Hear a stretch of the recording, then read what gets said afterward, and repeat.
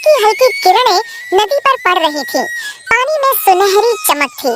गांव में सुबह की चहल पहल शुरू हो गई थी, लेकिन बड़े भाई हरिराम के घर में हमेशा की तरह कड़क आवाज गूंज रही थी।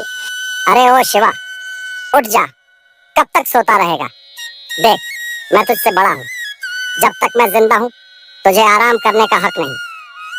छोटा भाई शिवराम, जो अभी अभी जागा था, चुपचाप उठ गया। उसकी पत्नी राधा भी डरकर खड़ी हो गई।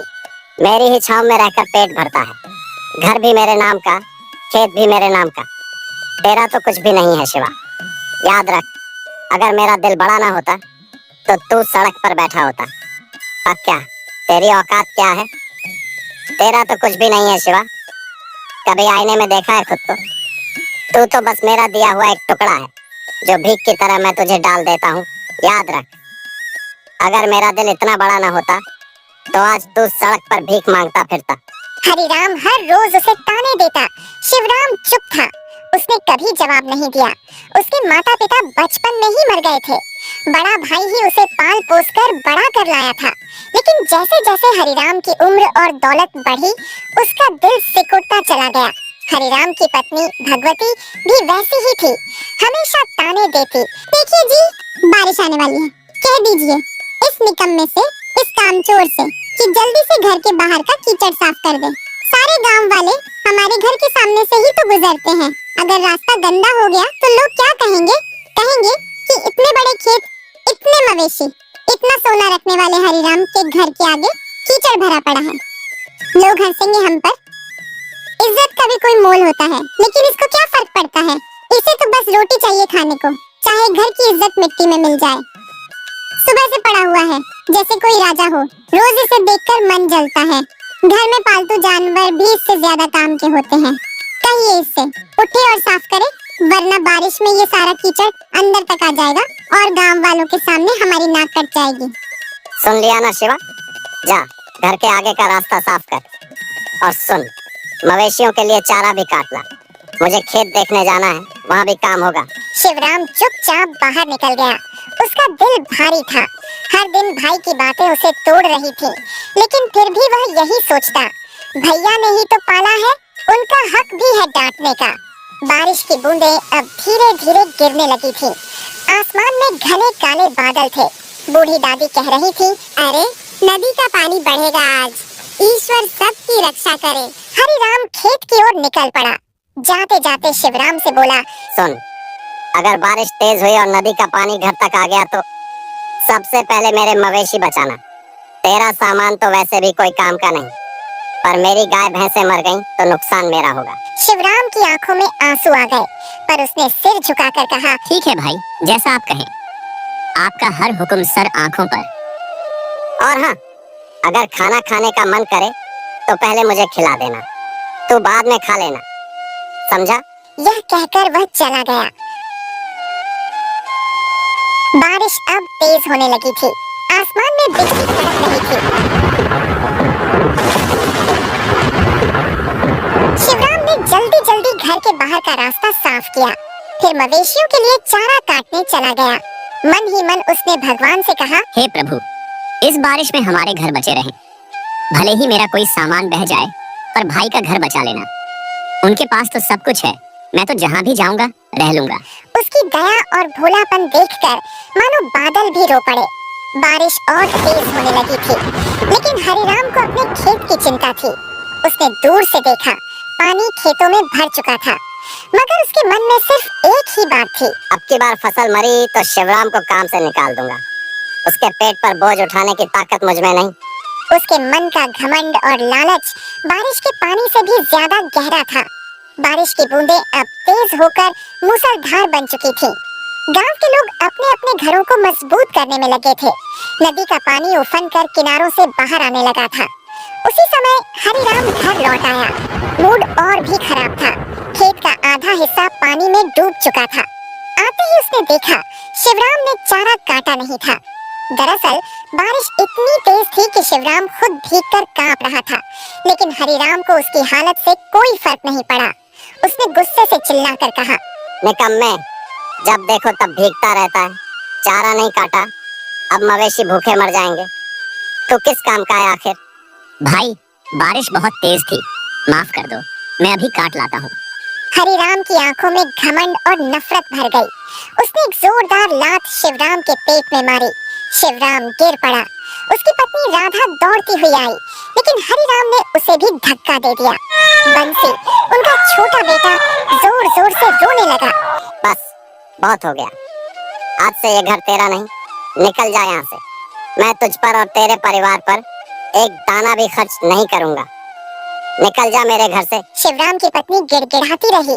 भैया हाथ जोड़ती हूँ, ऐसा मत करो, बारिश हो रही है, हम कहाँ जाएंगे इस वक्त? देखो भैया, हमारा तो कोई नहीं है, ये घर ही हमारा आसरा है। अगर इसे भी छोड़ देंगे तो छोटा बच्चा कहाँ से छुपाएगा? भैया भगवान के लिए, इतनी रात में, इतनी ठंडी में कहाँ जाएंगे हम? सड़क पर मर जाएंगे भैया। आपको जो चाहे सजा दे दीजिए, काम का दोहरा बोझ दे दीजिए, लेकिन घर से मत निकालो। जहाँ मर्जी जाओ, नदी में डूब मरना है तो मर जाओ, मुझे कोई फर्क नहीं पड़ता। ये घर मेरा है और इसमें रहने का हक भी सिर्फ मेरा है। बारिश की बूंदें अब शिवराम के आंसुओं के साथ मिल चुकी थी। वह चुपचाप उठा। उसके गीले कपड़े उसके शरीर से चिपक रहे थे। उसने अपनी पत्नी और बेटे को साथ लिया और निकल पड़ा। उसकी पत्नी की आंखें लाल थीं, लेकिन उसने भी कुछ नहीं कहा। दोनों घर से बाहर निकल गए। बाहर ठंडी हवा चल रही थी। बारिश में उनके पैर कीचड़ में धंस रहे थे। बच्चे का शरीर ठंड से कांप रहा था। रात का अंधेरा उतर आया था। गांव के लोग खिड़कियों से देख रहे थे, पर किसी की हिम्मत नहीं हुई कुछ बोलने की। हरिराम से सब डरते थे। शिवराम धीरे धीरे नदी की ओर बढ़ गया। नदी किनारे थोड़ी सी ऊंचाई थी, जहां बरगद का बड़ा पेड़ था। वहीं पर एक पुरानी झोपड़ी थी। उसी पेड़ के नीचे उसने पत्नी से कहा, यहीं रुकते हैं राधा। देखो, ये पेड़ की जड़ें भले ही बाहर निकल आई हैं, ये झोपड़ी भी पुरानी और टूटी फूटी है, लेकिन हमारे लिए ये भी किसी महल से कम नहीं है। कम से कम हमारे सिर पर एक छत तो होगी। ईश्वर ने हमें हर मुश्किल से बचाया है राधा, आज भी बचाएंगे। मुझे पूरा भरोसा है, हमारे दुख के दिन जल्दी ही खत्म होंगे। हमें बस हिम्मत नहीं हारनी है। जब तक ये सांसें चल रही हैं, मैं तुझे कभी भी खुले आसमान के नीचे सोने नहीं दूंगा। सुनिए जी, हमने किसी का क्या बिगाड़ा था?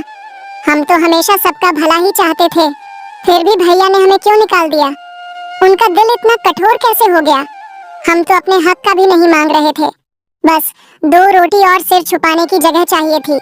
क्या यही हमारा कसूर था? भगवान ही जाने अब हमारा क्या होगा। राधा मत रो, मत रो। देखो, बंसी को ठंड लग जाएगी, उसका बदन कांप रहा है। अगर तू ऐसे टूट जाएगी ना, तो मैं भी कमजोर पड़ जाऊंगा। मैं अभी जाता हूँ गांव के बाहर, वहाँ पेड़ के नीचे सूखी घास पड़ी थी, वही ले आता हूँ। देख लेना, इसी बारिश में, इसी ठंडी रात में हम अपना घर सजाएंगे। हाँ, टूटी फूटी झोपड़ी होगी, दीवारों से हवा भी आएगी, लेकिन वो हमारा होगा राधा, सिर्फ हमारा, छोटा सा, लेकिन उसमें तेरा, मेरा और बंसी का सपना होगा। मुझे यकीन है भगवान हमें देख रहे हैं। एक दिन यही बारिश हमारी खुशियों की भीगी भीगी सौगात लेकर आएगी। वह उठा और घने अंधेरे में चला गया। उसकी पत्नी अपने भीगे बेटे को सीने से लगाकर बैठ गई। आसमान से बिजली चमक रही थी। बरगद के पत्ते झड़ रहे थे, पर उसी पेड़ के नीचे एक टूटे परिवार ने नया जीवन शुरू करने की ठानी थी। बारिश की बूंदें थमती नहीं थीं। शिवराम, राधा और बंसी नदी किनारे बरगद के पेड़ के नीचे झोपड़ी में बैठे कांप रहे। बंसी भूख से रोने लगा। उसकी रोती आवाज सुनकर राधा भी रो पड़ी।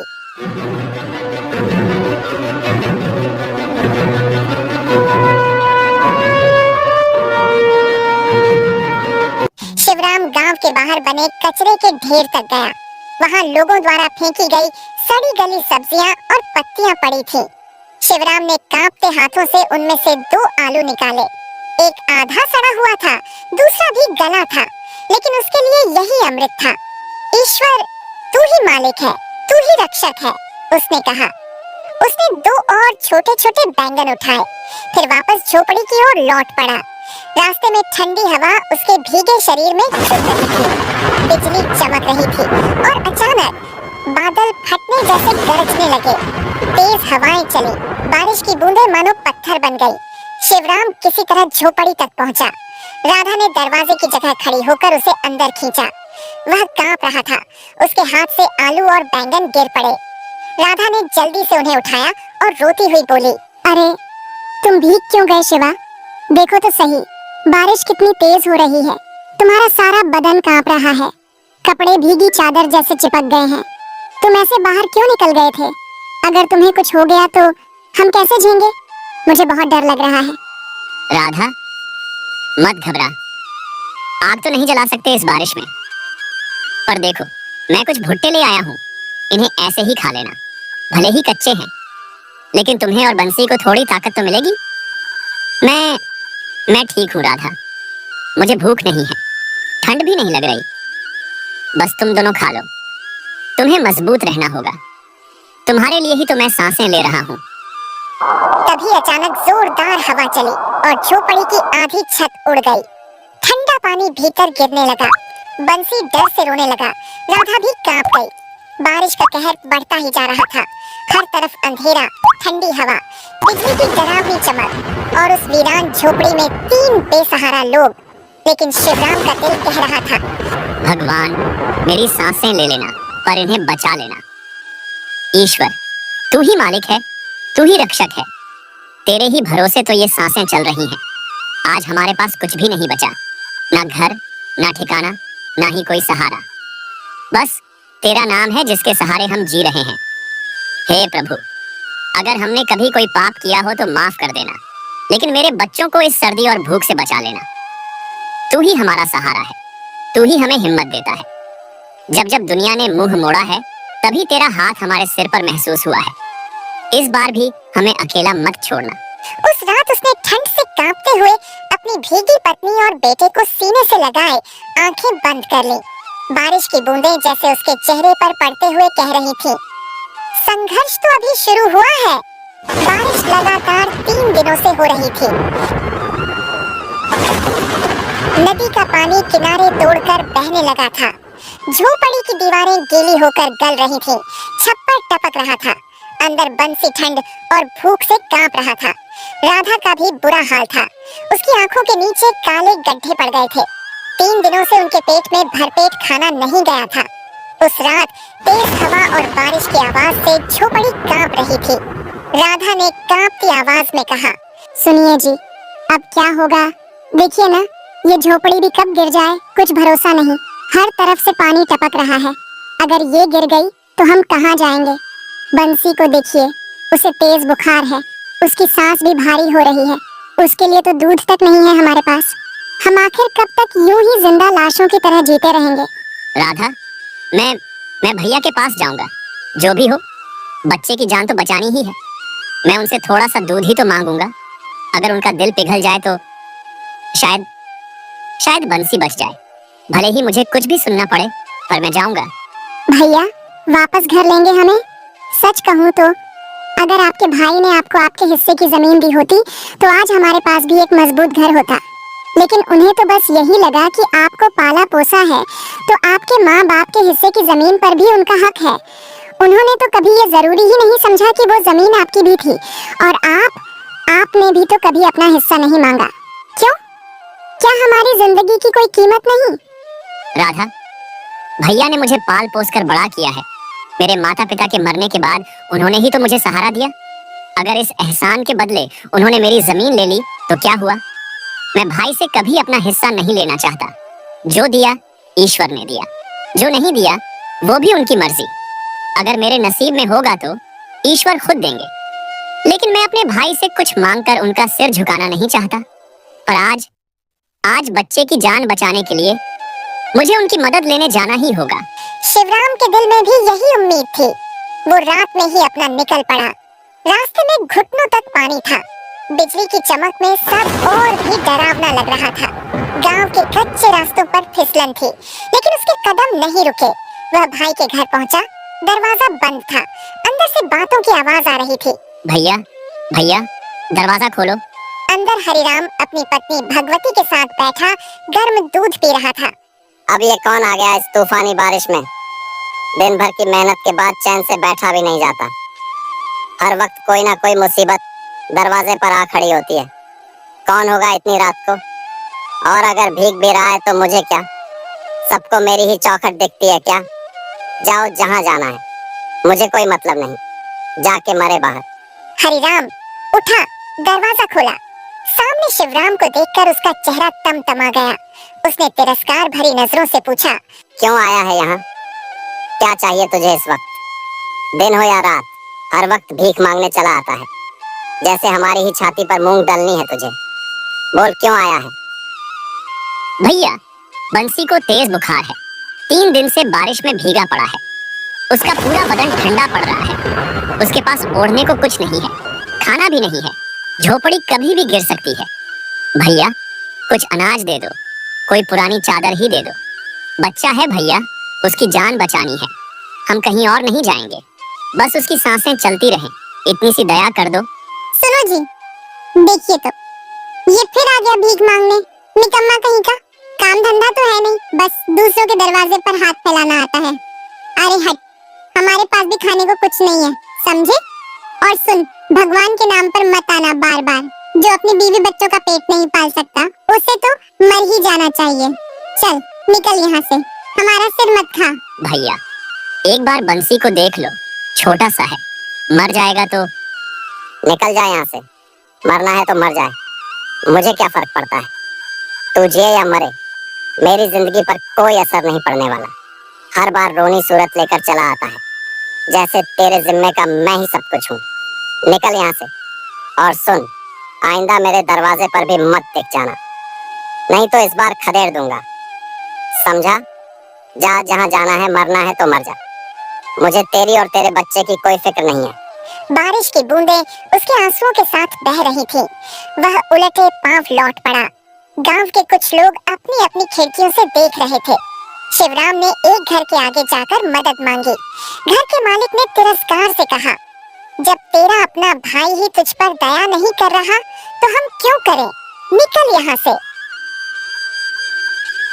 आखिरकार वह टूटे दिल से, भीगे कपड़ों और खाली हाथों के साथ फिर उसी नदी किनारे की झोपड़ी में लौट आया। राधा ने उसके चेहरे की हालत देख ली। उसने कुछ नहीं पूछा। दोनों की आंखों से आंसू चुपचाप बहते रहे। बाहर बारिश और तेज हो गई थी। बिजली की कड़क सुनाई दे रही थी। दूर आसमान में बादल गरज रहे थे। ऐसा लग रहा था जैसे आसमान भी रो रहा हो, इंसान की बेदिली और लालच पर। बच्चे के लिए खाने का इंतजाम करने वो फिर से निकला। रात अंधेरी थी। रास्ते में गांव के बाहर पीपल के पेड़ के नीचे उसने एक बूढ़ी अम्मा को देखा। उसके शरीर पर एक फटी पुरानी धोती थी। उसके बाल भीगे हुए थे। उसके होंठ कांप रहे थे और आंखों में बेबसी थी। वह पूरी तरह भीग चुकी थी। शिवराम का दिल रो उठा। उसने झुककर पूछा, अम्मा, यहाँ क्यों खड़ी हो इतनी बारिश में? भीग जाओगी। तुम्हारा ये पतला सा कपड़ा भी सारा भीग गया है। चलो कहीं छांव में बैठ जाओ, ठंड लग जाएगी। अम्मा, कुछ तो बोलो, इतनी रात को यहाँ अकेली क्यों खड़ी हो? बेटा, कई दिनों से कुछ खाया नहीं। भीख मांगने गांव गई थी, मगर किसी ने कुछ नहीं दिया। किसी के पास 2 वक्त की रोटी भी नहीं बची, या शायद किसी का दिल ही मर गया है। अब ये बूढ़ा शरीर जवाब दे रहा है। खड़े खड़े भी सांस नहीं ली जा रही। हाथ पैर सुन्न हो गए हैं। पेट में भी कुछ नहीं। लगता है बेटा, अब भगवान ही बुला लेंगे। आज शायद आखिरी रात है, पर कोई बात नहीं। भगवान के पास जाऊंगी तो शायद वहाँ भूखा ना रहूं। शिवराम की आंखों से आंसू बह निकले। उसने कांपते हाथों से अपनी भीगी जेब टटोली। उसमें गांव के कचरे से मिले 2 छोटे आलू थे, जिन्हें वह बंसी और राधा के लिए लाया था। लेकिन अम्मा की हालत देखकर उसका दिल भर आया। उसने दोनों आलू बूढ़ी अम्मा के हाथों में रख दिए। अम्मा ने कांपते हाथों से आलू पकड़े और आंसुओं से भीगे हुए चेहरे से मुस्कुराई।